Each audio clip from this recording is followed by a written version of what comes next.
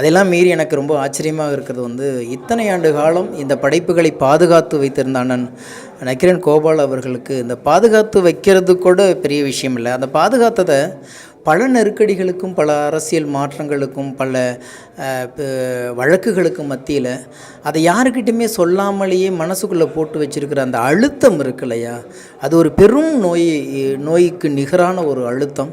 நிம்மதியாக தூங்கியிருக்க முடியாது, வாய் விட்டு சத்தம் போட்டு யார்ட்டையும் பேசிட முடியாது, பொது இடத்துல இந்த விஷயம் யாராவது பேசினா கூட அதை கடந்து போக முடியாது.